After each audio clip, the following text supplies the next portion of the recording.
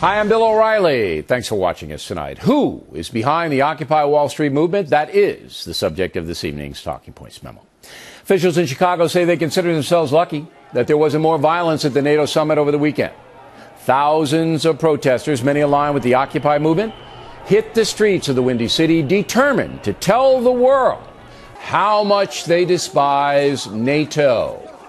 Question: what does income inequality and unfair economics have to do with NATO? Just asking.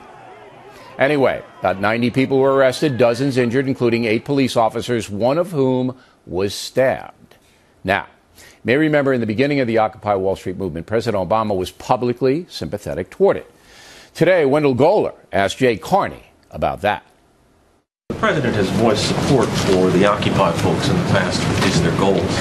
Did their actions in Chicago sour his support? Well, I think you're making broad comparisons between different groups. What the president has said in the past is that he has understood the frustrations that Americans have about the failure in particular of Wall Street in some cases to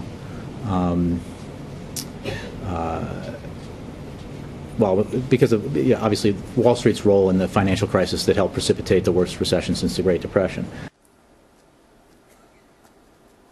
With all due respect, Mr. Carney looked a bit shaky there, did he not?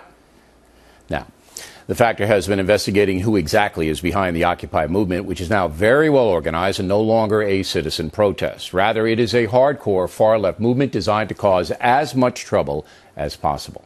The sincere occupiers left a long time ago. What's left are the professional agitators.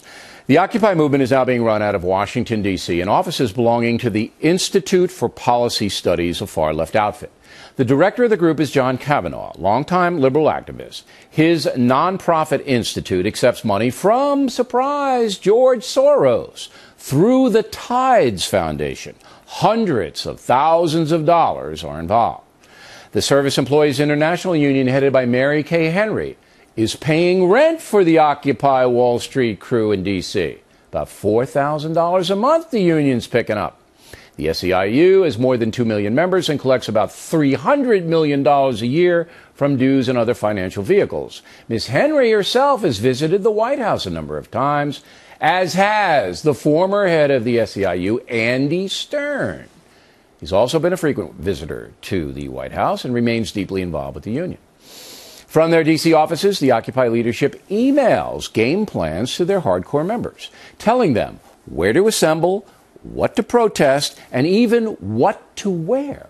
Today, for example, the Occupy agitators were told to wear red for a New York City protest. Again, the goal of the occupiers is no longer to raise awareness of economic injustice. It is to disturb the peace and attack those with whom they disagree.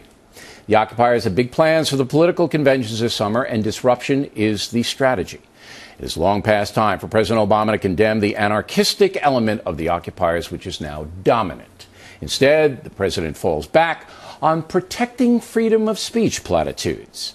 Sure, tell that to the Chicago cop who got stabbed, Mr. President.